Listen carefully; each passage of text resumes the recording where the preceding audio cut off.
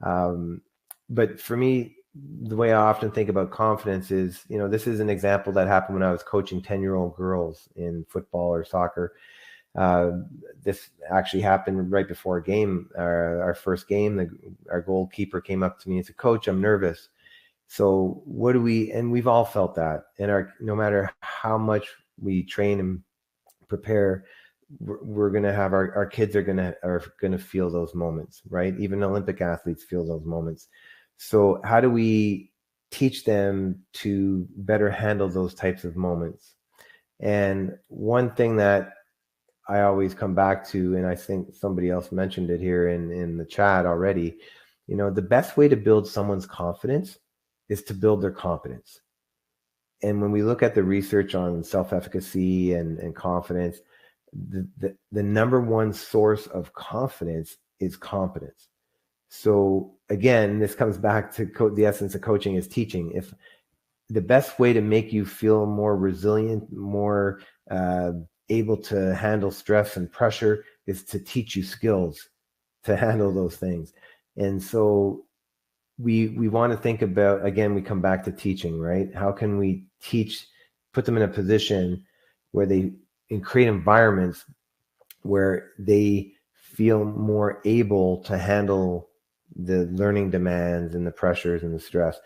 And the example I'm going to share with you here relates to, this is one of my favorite examples on creating an environment where that nurtures the willingness to try hard things and to fail and to come back. And this is a picture at the World Championships in volleyball a few years back. The U.S. women's team won the championship. It was the first championship they'd ever won, World Championship in volleyball. Always very good, but never won. And the unique thing here is the coach of the team, it was his first World Championship. And it's the person, he has his arms raised here and screaming. His name's Karch Karai, and he was voted the best volleyball player of all time. And he has won everything as a player, but he had never won anything as a coach. And so just by chance, 10 days after this picture was taken, he was sitting in a class I was giving for U.S. Olympic and Paralympic coaches. And of course, everyone wanted to know, this is a picture of the cohort of coaches from different sports who were in that class. Everyone wanted to know, well, what did you do that was all of a sudden helped this team go from good to great and achieve something they've never achieved before? And he shared that really when he took the position, someone recommended he read this book. And many of you maybe have seen this book. It's not necessarily a coaching book, but it's a book I'd highly recommend, called Mindset. And it's about the difference between a growth mindset and a fixed mindset. And he decided, I need to create a learning environment, a team environment that aligns with a growth mindset. And you can see this is part of his coaching philosophy here. And the yellow part I highlighted says job 1, growth mindset. And then you go down a little bit and it says mistakes, ... ugly. And what he was saying there is we can't be the best we can be if we live and train in an environment where you're afraid to make mistakes. And think about what happens in many youth sport, school sport, club sport settings. If a kid makes a mistake, they get yelled at, they get benched, they get pulled from the game. So they grow up in an environment where they learn pretty quick, don't make mistakes.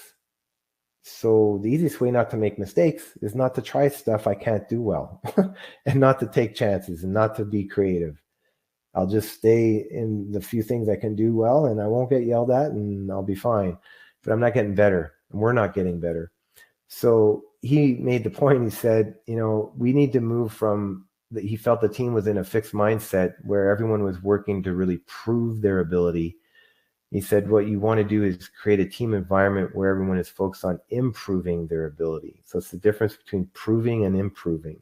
And when you start to think about this a little bit more, you can see it in certain kids and teams and clubs where it looks clean. You go watch a practice, it looks clean, it looks good. So everyone is staying very fixed. And you might watch a team that in training or practice doesn't look very good, but guess what? They're trying to get better at stuff they're not good at. So it's going to look ugly, right? And that's a growth mindset. I'm going to try it. I know that I need to learn how to do these things to get better. And so he went in a team environment where initially, if you were making mistakes, you'd get yelled at, or you'd get there'd be punishment in some form, right? But he said, if we're going to change the environment here, if you're going to get punished if you're not making mistakes, you have to be making mistakes. You have, in training, you have to be willing to try stuff you haven't been able to do before, and that's going to be hard, and it's going to look ugly, and that's hard for kids in particular to grasp unless you create a nurturing environment that supports that. And this is a picture of, he's still the coach of that team. And I saw him in Tokyo at the Olympics, and they made history again. That US team won their first ever Olympic gold medal in volleyball with that same type of approach. So I just pause here for a moment, Andy. And I know this is probably not a new concept to many of the people on the call. This has been around for a while, but applied specifically to coaching, thinking, I'd encourage you to reflect on these types of questions. How do you respond when your athletes make mistakes?